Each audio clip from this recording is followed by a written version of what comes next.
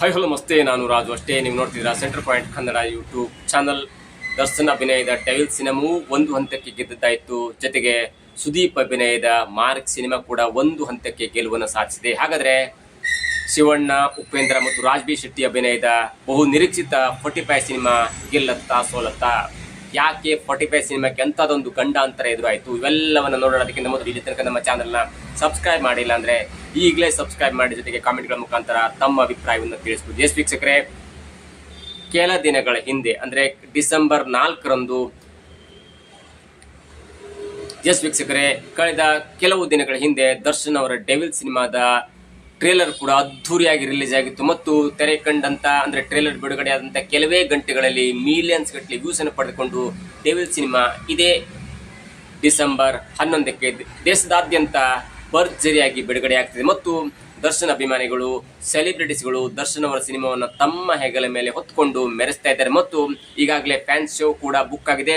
ಅದು ಕೂಡ ಕೋಟಿ ಹಣದಲ್ಲಿ, ಕೋಟಿ ಲೆಕ್ಕದಲ್ಲಿ ಹಣ ಬಾಚಿದೆ ಅನ್ನುವಂಥ ಲೆಕ್ಕಾಚಾರ ಕೂಡ ಈಗ ಸಿಗ್ತದೆ. ಜೊತೆಗೆ ಇದೇ ಡಿಸೆಂಬರ್ 11ಕ್ಕೆ ದರ್ಶನ್ ಅವರ ಡೆವಿಲ್ ಸಿನಿಮಾ ಅತ್ಯಂತ ಯಶಸ್ವಿಯಾಗಿ ತೆರೆ ಕಾಣುತ್ತೆ ಮತ್ತು ದರ್ಶನ್ ಸಿನಿಮಾಕ್ಕೆ 2 ವಾರಗಳ ಕಾಲ ಯಾವುದೇ ಸಿನಿಮಾದ ಭೀತಿ ಇರಲ್ಲ ಮತ್ತು ತನ್ನ ಒಂದು ಆಕ್ರೋಶವನ್ನ, ತನ್ನ ಒಂದು ಆರ್ಭಟವನ್ನ ಮುಂದುವರಿಸುತ್ತೆ. ದರ್ಶನ್ ಅವರ ಸಿನಿಮಾ ಹಿಟ್ ಆಗುತ್ತೆ ಅನ್ನೋದಕ್ಕೆ ಒಂದೆರಡು ಕಾರಣವನ್ನು ಕೊಡ್ತೇನೆ. ದರ್ಶನ್ ಅವರ ಸಿನಿಮಾ ಹಿಟ್ ಆಗಲಿಕ್ಕೆ ದರ್ಶನ್ ಎನ್ನುವಂತ ಒಬ್ಬ ಇಂದ್ರ ಇದ್ದಾನೆ, ಒಬ್ಬ ಗಜ ಇದ್ದಾನೆ, ಒಬ್ಬ ಅತ್ಯಂತ ಜಾಸ್ತಿ ಅಭಿಮಾನಿಗಳನ್ನು ಹೊಂದಿರುವಂತ ಒಬ್ಬ ನಟ ದರ್ಶನ್. ಅದಾದ ನಂತರ ದರ್ಶನ್ ಅವರಿಗೆ ಈ ಹಿಂದಿನ ಹಿಸ್ಟ್ರಿ ನೋಡ್ತಾ ಇದ್ರು ಕೂಡ ದರ್ಶನ್ ಅವರ ಕಾಟೇರಿ ಸಿನಿಮಾ ಭರ್ಜರಿಯಾಗಿ ಯಶಸ್ಸನ್ನು ಕಂಡಿತ್ತು. ಅದಾದ ನಂತರ ದರ್ಶನ್ ಯಾವುದೇ ಸಿನಿಮಾ ತೆರೆಕೊಂಡಿಲ್ಲ. ಹಾಗಾಗಿ ದರ್ಶನ್ ಅವರ ಆಕ್ಟಿಂಗ್, ದರ್ಶನ್ ಅವರ ಬೇರೆ ಮ್ಯಾನರಿಸಮ್, ದರ್ಶನ್ ಅವರ ಒಂದು ಲುಕ್ ಅನ್ನು ನೋಡ್ಲಿಕ್ಕೆ ಫ್ಯಾನ್ಸ್ ಮತ್ತು ಫ್ಯಾಮಿಲಿ ಆಡಿಯನ್ಸ್ ದರ್ಶನ್ ಅವರ ಸಿನಿಮಾಕ್ಕಾಗಿ ಕಾಯ್ತಾ ಇದ್ದಾರೆ. ಜೊತೆಗೆ ದರ್ಶನ್ ಅವರ ಸಿನಿಮಾ ಡೆವಿಲ್ ಸಿನಿಮಾವನ್ನು ನಿರ್ದೇಶನ ಮಾಡಿದಂಥವ್ರು ಮಿಲನ ಪ್ರಕಾಶ್ ಅವರು, ಅವರಿಗೆ ಕೂಡ ದೊಡ್ಡದಂತ ಬ್ಯಾಕಪ್ ಇದೆ. ಅವರು ಮಿಲನ ಎನ್ನುವಂತ ದೊಡ್ಡ ಸಿನಿಮಾವನ್ನ ನಿರ್ದೇಶನ ಮಾಡಿದಂಥವ್ರು, ವಂಶಿ ಸಿನಿಮಾವನ್ನು ನಿರ್ದೇಶನ ಮಾಡಿದಂಥವ್ರು, ಜೊತೆಗೆ ರಿಷಿ, ಖುಷಿ, ಹೀಗೆ ಗೋಕುಲ ಅನೇಕ ಸಿನಿಮಾಗಳ ಜೊತೆ ದರ್ಶನ್ ಅವರನ್ನ ಈ ಹಿಂದೆ ತಾರಕ್ ಸಿನಿಮಾ ಎನ್ನುವಂತ ಸಿನಿಮಾವನ್ನು ನಿರ್ದೇಶನ ಮಾಡಿ ಅವರಿಗೆ ಬ್ಲಾಕ್ ಬಸ್ಟರ್ ಹಿಟ್ ಅನ್ನ ಕೊಟ್ಟಂತವ್ರು ಮತ್ತು ದರ್ಶನ್ ಅವರು ಮಾಸಲ್ಲೂ ಸರಿ ಕಾಣ್ತಾರೆ, ಕ್ಲಾಸಲ್ಲೂ ಸರಿ ಕಾಣ್ತಾರೆ ಮತ್ತು ಎಲ್ಲದಕ್ಕೂ ಕೂಡ ಸೈ ಎನ್ನುವಂತ ಒಂದು ಲುಕ್ ಅನ್ನ ಕೊಟ್ಟು ದರ್ಶನ್ ಅವರ ಜೊತೆ ಅತ್ಯಂತ ಅಚ್ಚುಕಟ್ಟಾದ ನಂಟನ್ನ ಹೊಂದಿರುವಂತ ನಿರ್ದೇಶಕ ಪ್ರಕಾಶ್ ಅವರು. ಹಾಗಾಗಿ ದರ್ಶನ್ ಅವರಿಗೆ ಕಾಟೇರಿ ಎನ್ನುವಂತ ಹಿಂದಿನ ಬ್ಯಾಕಪ್ ಇದೆ, ದರ್ಶನ್ ಅವರಿಗೆ ಮಾಸ್ ಹೀರೋ ಎನ್ನುವಂತ ಒಂದು ಬ್ಯಾಕಪ್ ಇದೆ, ದರ್ಶನ್ ಅವರಿಗೆ ಮಿಲನ ಪ್ರಕಾಶ್ ಅವರು ನಿರ್ದೇಶನ ಮಾಡಿದ್ದಾರೆ ಅನ್ನುವಂತ ಒಂದು ಬ್ಯಾಕಪ್ ಇದೆ. ಹಾಗಾಗಿ ದರ್ಶನ್ ಅವರಿಗೆ ಒಂದು ಹಂತಕ್ಕೆ ಗೆಲುವು ಸಿಕ್ಕಿದೆ ಅಂತ ಹೇಳ್ಬೋದು. ಇನ್ನು ಎರಡನೇ ವಿಷಯಕ್ಕೆ ಬಂದಾಗ, ಇವತ್ತು ಬಿಡುಗಡೆ ಅಂತ ಸುದೀಪ್ ಅವರ ಮಾರ್ಕ್ ಟ್ರೇಲರ್ ಕೂಡ ಒಂದು ಹಂತಕ್ಕೆ ನಿರೀಕ್ಷೆಯನ್ನ ಮುಟ್ಟಿದೆ ಮತ್ತು ನಿರೀಕ್ಷೆಗಿಂತ ದುಪ್ಪಟ್ಟು ಚೆನ್ನಾಗಿ ಬಂದೆ ಎಂದು ಕೂಡ ಅನೇಕರು ಮಾತನಾಡ್ತಿದ್ದಾರೆ. ಇವತ್ತು ಆದಂತಹ ಒಂದು ಇವೆಂಟ್ ಅಲ್ಲೂ ಕೂಡ ಸುದೀಪ್ ಅವರು ಇಡೀ ಎಲ್ಲ ಸ್ಯಾಂಡಲ್ವುಡ್ ನ ನಿರ್ದೇಶಕರನ್ನ ಕರೆಸಿದ್ರು. ಅಂದ್ರೆ ಅವರ ಜೊತೆ ಅವರಿಗೆ ನಿರ್ದೇಶನ ಮಾಡಿದಂತ ಅನೂಪ್ ಭಂಡಾರಿ ಆಗಿರ್ಬೋದು, ಆರ್ ಚಂದ್ರ ಆಗಿರ್ಬೋದು, ಪ್ರೇಮ್ ಇರ್ಬೋದು, ಹೀಗೆ ಅನೇಕ ನಿರ್ದೇಶಕರನ್ನ ಕರೆಸಿ ಮಾತನಾಡಿಸಿದ್ರು. ಒಂದು ಹಂತಕ್ಕೆ ಮಾರ್ಕ್ ಸಿನಿಮಾದ ಟ್ರೇಲರ್ ನೋಡ್ತಾ ಇದ್ರೆ ಎಲ್ಲೋ ಒಂದ್ ಕಡೆ ಮ್ಯಾಕ್ಸ್ ಸಿನಿಮಾದ ರೆಕಾರ್ಡ್ ಅನ್ನ ಬ್ರೇಕ್ ಮಾಡುತ್ತೆ ಅನ್ನುವಂತ ಒಂದು ನಿರೀಕ್ಷೆ ಅಭಿಮಾನಿಗಳಲ್ಲಿ ಹುಟ್ಟಿಸಿದೆ ಮತ್ತು ಅದಕ್ಕೆ ಬೇಕಾದಂತ ತಯಾರಿಯನ್ನು ಕೂಡ ಮಾಡ್ಕೊಂಡಿದ್ದಾರೆ.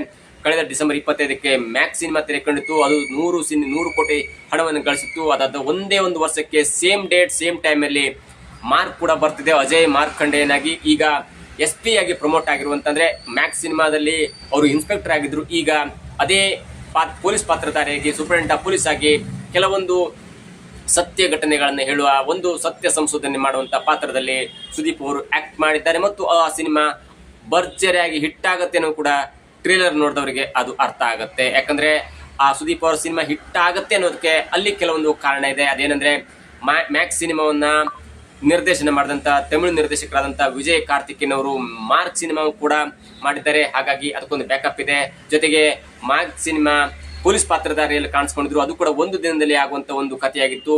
ಅದರ ಮುಂದುವರೆದ ಭಾಗವಾಗಿ ಮಾರ್ಕ್ ಕೂಡ ಪೊಲೀಸ್ ಅಧಿಕಾರಿ ಪಾತ್ರದಲ್ಲಿ ಕಾಣಿಸ್ಕೊಂಡಿದ್ದಾರೆ ಮತ್ತು ಈ ಮಕ್ಕಳನ್ನ ಕಿಡ್ನಾಪ್ ಮಾಡಿ ಏನೆಲ್ಲ ಮಾಡ್ತಾರೆ, ರಾಜಕೀಯ ಮತ್ತು ಪೊಲೀಸ್ ವ್ಯವಸ್ಥೆಯ ನಡುವಿನ ಡಿಫರೆನ್ಸ್ ಆಗಿರ್ಬೋದು ಮತ್ತು ಬಿಕ್ಕಟ್ಟು ಮತ್ತು ಒಗ್ಗಟ್ಟು ಅಥವಾ ಅಲ್ಲಿನ ಒಂದು ಕೆಟ್ಟ ವ್ಯವಸ್ಥೆಯ ಜೊತೆಗಿನ ಕಥೆಯನ್ನು ಇಟ್ಕೊಂಡು ಮಾರ್ಕ್ ಸಿನಿಮಾ ಬರ್ತಾ ಇದೆ ಮತ್ತು ಅದಕ್ಕೆ ಬೇಕಾದಂತ ಪೂರ್ವ ತಯಾರಿಯನ್ನು ಮಾಡ್ಕೊಂಡಿದ್ದಾರೆ. ಹಾಗಾಗಿ ಒಂದ್ ಕಡೆ ಡೆವಿಲ್ ಸಿನಿಮಾ ಗೆಲ್ಲುತ್ತೆ. ಅದಾದ 2 ವಾರಗಳ ನಂತರ ತೆರೆ ಕಾಣ್ತಾ ಇರುವಂತ ಸುದೀಪ್ ಅವರ ಮಾರ್ಕ್ ಕೂಡ ಸಿನಿಮಾ ತೆರೆ ಕಾಣುತ್ತೆ. ಆದ್ರೆ ಅಲ್ಲಿ ಬರುವಂತ ಅದೇ ದಿನ ತೆರೆ ಕಾಣ್ತಾ ಇರುವಂತ ಶಿವಣ್ಣ, ಉಪೇಂದ್ರ ಮತ್ತು ರಾಜ್ ಬಿ ಶೆಟ್ಟಿ ಎನ್ನುವಂತ ಪ್ರತಿಭಾನ್ವಿತ ನಟರನ್ನ ಇಟ್ಕೊಂಡು ಅಷ್ಟೇ ಪ್ರತಿಭಾನ್ವಿತ ನಿರ್ದೇಶಕರಾದಂತ, ಸಂಗೀತದಲ್ಲಿ ನಿರ್ದೇಶನ ಮಾಡಿದಂತ ಪ್ರತಿಭೆಯನ್ನು ಹೊರ ಹಾಕಿದಂತ ಅರ್ಜುನ್ ಜನ್ಯ ಅವರು ನಿರ್ದೇಶನ ಮಾಡ್ತಿರುವಂತ 45 ಸಿನಿಮಾ ಕೂಡ ಅದೇ ದಿನ ಅಂದ್ರೆ ಮಾರ್ಕ್ ಸಿನಿಮಾ ತೆರೆ ಕಾಣುವ ದಿನದಂದೇ ಕರ್ನಾಟಕಕ್ಕೆ ತೆರೆಗಳಪ್ಪಳಿಸುತ್ತೆ. ಹಾಗಾಗಿ ಒಂದು ಹಂತದಲ್ಲಿ ಎಲ್ಲೋ ಒಂದ್ ಕಡೆ ಮಾರ್ಕ್ ಸಿನಿಮಾ ಈ 45 ಸಿನಿಮಾಕ್ಕೆ ಸೆಡ್ ಹೊಡೆದುಕೊಂಡು ಗೆದ್ದು ಎಲ್ಲೋ ಒಂದು ಹಿನ್ನಡೆ ಆಗ್ತಾ ಎನ್ನುವಂತ ಒಂದು ಕಾರಣ ಕೂಡ ಇದೀಗ ಕಂಡು ಬರ್ತಿದೆ. ಆದ್ರೆ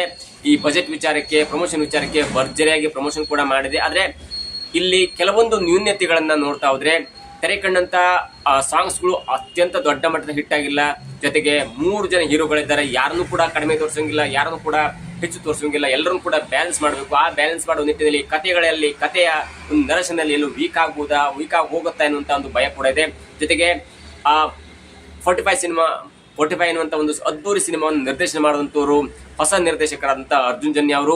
ಸಂಗೀತ ನಿರ್ದೇಶನದಲ್ಲಿ ಅವರು ದೊಡ್ಡ ಸಾಧನೆಯನ್ನು ಮಾಡಿದ್ದಾರೆ. ಆದ್ರೆ ಸಿನಿಮಾ ನಿರ್ದೇಶನ ಎನ್ನುವಂತ ಹಂತಕ್ಕೆ ಬಂದಾಗ ನಿರ್ದೇಶನ ಮಾಡದಂತ ಅಂದ್ರೆ 45 ಸಿನಿಮಾಕ್ಕೆ ಅವರ ಪ್ರತಿಭೆ ಅನಾವರಣಗೊಳ್ಳುತ್ತಾ, ಸಿನಿಮಾ ಹಿಟ್ ಆಗುತ್ತಾ ಅಥವಾ ಇಲ್ವಾ, ಅಥವಾ ಮುಂದೆ ಯಾವ ಪ್ಲಾನ್ ಇದೆ ಎಲ್ಲವೂ ಕೂಡ ಇದೀಗ ಊರಿಗೆ ಹಚ್ಚಿ ಪರೀಕ್ಷೆ ಮಾಡಬೇಕಾಗಿದೆ.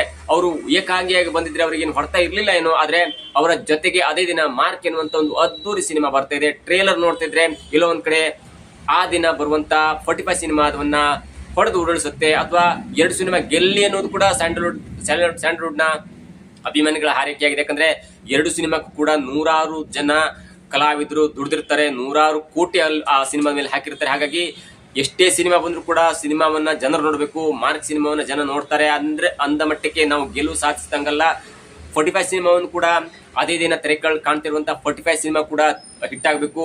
3 ಜನರ ಅಭಿಮಾನಿಗಳು ಒಗ್ಗಟ್ಟಾಗಿ ಸಿನಿಮಾವನ್ನು ಗೆಲ್ಲಿಸ್ಬೇಕು ಕೂಡ ನಮ್ಮ ಹಾರೈಕೆ. ಆದ್ರೆ ಎಲ್ಲೋ ಒಂದ್ ಕಡೆ ಮಾರ್ಕ್ ಅಬ್ಬರದ ಮುಂದೆ ಈ 45 ಸಿನಿಮಾ ಮಂಕಾಗಿ ಹೋಗುತ್ತಾ, ಅಥವಾ ಜನರು ಒಂದೇ ಸಿನಿಮಾಕ್ಕಾಗಿ ಕ್ರೇಜ್ ಉಳಿಸ್ಕೊಳ್ತಾರ? 2 ಸಿನಿಮಾ ನೋಡುವಂತ ಒಂದು ಟೈಮ್ ಜನರಿಗಿದೆಯಾ? ಯಾಕಂದ್ರೆ ಈಗ ಎಲ್ಲವೂ ರೀಲ್ಸ್ ಯುಗ, 60 ಸೆಕೆಂಡ್ ನಲ್ಲಿ ಕ್ಲೈಮ್ಯಾಕ್ಸ್ ಬಂದಿಲ್ಲ ಅಂದ್ರೆ ಅದನ್ನೇ ಸ್ಕಿಪ್ ಮಾಡ್ತಾರೆ. ಅಂತ ಒಂದು ಯುಗದಲ್ಲಿ 3 ಗಂಟೆ ಅಥವಾ 2.5 ಗಂಟೆ ಸಿನಿಮಾವನ್ನ ಬೆಳಿಗ್ಗೆ ಒಂದು ಶೋ ನೋಡಿ ಸಂಜೆಗೆ ಒಂದು ಸಿನಿಮಾ ನೋಡ್ಬೇಕು ಅನ್ನೋದ್ರೆ ಅದು ಜನರಿಗೆ ಹ್ಯಾಕ್ಟಿಕ್ ಆಗುತ್ತೆ. ಅಥವಾ ಅಲ್ಲಿ ಒಂದನ್ನ ಚಾಯ್ಸ್ ಮಾಡ್ಕೊಳ್ತಾರೆ, ಯಾವ ಸಿನಿಮಾ ಹಿಟ್ ಆಗುತ್ತೆ ಎನ್ನುವುದನ್ನ ಕಾದು 1-2 ದಿನಗಳ ನಂತರ ಸಿನಿಮಾ ನೋಡುವಂತ ಎಲ್ಲಾ ಸಾಧ್ಯತೆ ಕೂಡ ಇರುತ್ತೆ. ಒಂದ್ ವೇಳೆ by luck by chance 2 cinema ಚೆನ್ನಾಗಿದೆ ಅನ್ನುವಂತ ರಿವ್ಯೂ ಬಂದ್ರೆ ಜನರು 2 ಸಿನಿಮಾವನ್ನು ನೋಡ್ತಾರೆ. ಆದ್ರೆ 2 ಸಿನಿಮಾ ನೋಡ್ಲಿಕ್ಕೆ ಜನರ ಅಷ್ಟು ಪೇಷನ್ಸ್ ಇಲ್ಲ.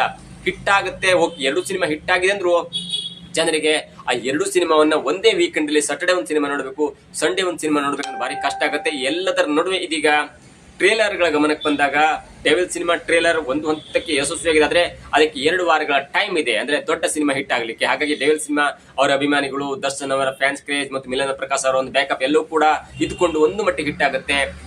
ಜೊತೆಗೆ ಸುದೀಪ್ ಅವರ ಮಾರ್ಕ್ ಸಿನಿಮಾ ಕೂಡ ಒಂದು ಮಟ್ಟಿಗೆ ಹಿಟ್ ಆಗುತ್ತೆ ಅನ್ನುವಂತ ಭರವಸೆ ಟ್ರೇಲರ್ ಈಗಾಗಲೇ ಕೊಟ್ಬಿಟ್ಟಿದ್ದಾರೆ. ಆದ್ರೆ 45 ಸಿನಿಮಾ ಎನ್ನುವಂತ ವಿಚಾರಕ್ಕೆ ಬಂದಾಗ ಪ್ರಮೋಷನ್ ಮಾಡಬೇಕು, ಎಲ್ಲವೂ ಕೂಡ ಮಾಡ್ಬೇಕಾದ್ರೆ ಸಿನಿ ಪ್ರೇಕ್ಷಕರಿಗೆ ಯಾವ ಸಿನಿಮಾವನ್ನು ತೆಗೆದುಕೊಳ್ಬೇಕು, ಯಾವ ಸಿನಿಮಾವನ್ನ ಜನ ನೋಡ್ಬೇಕೆನ್ನುವಂತ ಅಭಿಪ್ರಾಯ ಸಿನಿಮಾ ತಂಡ ಹೇಗೆ ಮಾಡುತ್ತೆ ಅಂತ ಕೂಡ ಕಾದ್ ನೋಡ್ಬೇಕಾಗಿದೆ. ಪ್ರಮೋಷನ್ ಮಾಡಲೇಬೇಕಾಗುತ್ತೆ. ಯಾಕಂದ್ರೆ ಅದೇ ದಿನ ಸುದೀಪ್ ಅವರ ಒಂದು ಮಾರ್ಕ್ ಬರ್ತಾ ಇದೆ. ಶ್ರೀವಣ್ಣ, ಉಪೇಂದ್ರ, ರಾಜ್ಬಿ ಶೆಟ್ಟಿ ಅವರಿಗೆ ಅವರವರದೇ ಆದ ಫ್ಯಾನ್ ಬೇಸ್ ಇದ್ರೂ ಕೂಡ ಸಿನಿಮಾ ಜನರನ್ನ ತಲುಪಬೇಕು, ನಿರ್ದೇಶಕ ಸಿನಿಮಾವನ್ನ ಜನರಿಗೆ ತೋರಿಸಬೇಕು. ಅಲ್ಲಿ ಒಂದು ಪ್ಲಸ್ ಪಾಯಿಂಟ್ ಅಂದ್ರೆ ಈಗಾಗಲೇ ಯಾರೂ ಮಾಡದಂತ ಸಾಧನೆಯನ್ನ ಅರ್ಜುನ್ ಜನ್ಯ ಅವರು ಮಾಡಿದೆ. ಯಾಕಂದ್ರೆ ಸಿನಿಮಾದ ಸ್ಕ್ರೀನ್ ಪ್ಲೇ ಅನ್ನ ಎಲ್ಲವೂ ಕೂಡ ಕಂಪ್ಯೂಟರ್ ಮಾಡಿಕೊಂಡು, ಒಂದು ಗ್ರಾಫಿಕ್ಸ್ ಅನ್ನು ಮಾಡಿಕೊಂಡು, ಎಲ್ಲವೂ ಕೂಡ ಮಾಡ್ಕೊಂಡು ಅದಾದಂತ ಶೂಟಿಂಗ್ ಹೋಗಿದ್ದಾರೆ. ಹಾಗಾಗಿ ಅವರು ಅಚ್ಚುಕಟ್ಟಿನ ಶ್ರಮಕ್ಕೆ ಒಂದು ಫಲ ಸಿಗ್ಲಿ. 3 ಸಿನಿಮಾ ಹಿಟ್ ಆಗ್ಲಿ. 3 ಸಿನಿಮಾ ಹಿಟ್ ಆದ್ರೆ 100 ಪ್ರತಿಭೆಗಳು ಬರ್ತಾರೆ ಮತ್ತು ಅನೇಕ ಮಾಧ್ಯಮಗಳು ಕೂಡ ದುಡ್ಡು ಮಾಡ್ಕೊಳ್ತಾ, ಅದರಲ್ಲಿ ಸಂಶಯ ಇಲ್ಲ. ಯೂಟ್ಯೂಬರ್ಸ್ ಆಗಿರ್ಬೋದು, ಸಾಮಾಜಿಕ ಜಾಲತಾಣ ಆಗಿರ್ಬೋದು, ಎಲ್ಲವೂ ಕೂಡ ಒಂದು ಮಟ್ಟದ ಹಣವನ್ನ ಗಳಿಸುತ್ತೆ ಮತ್ತು 100 ಜನರ ಜೀವನಕ್ಕೆ ಅದು ಒಳ್ಳೆಯದಾಗುತ್ತೆ. ಹಾಗಾಗಿ 3 ಸಿನಿಮಾ ಗೆಲ್ಬೇಕೆನ್ನುವುದು ನಮ್ಮ ಆಶಯ. ಆದ್ರೆ ಜನರಿಗೆ 3 ಸಿನಿಮಾವನ್ನ 15 ದಿನಗಳ ಅಂತರದಲ್ಲಿ 3 ಸಿನಿಮಾ ನೋಡ್ಬೇಕಂದ್ರೆ ಅದು ಕೂಡ ಹ್ಯಾಕ್ಟಿಕ್ ಆಗುತ್ತೆ ಕೂಡ ನಾವು ನೆನಪಿಡ್ಲೇಬೇಕಾದಂತ ಒಂದು ಕಟು ಸತ್ಯ ಆಗಿದೆ. ಇದಾಗುತ್ತೆ ಇವತ್ತಿನ ವಿಶೇಷ. ನೋಡ್ತಾ ಇರಿ centre point Kannada YouTube channel.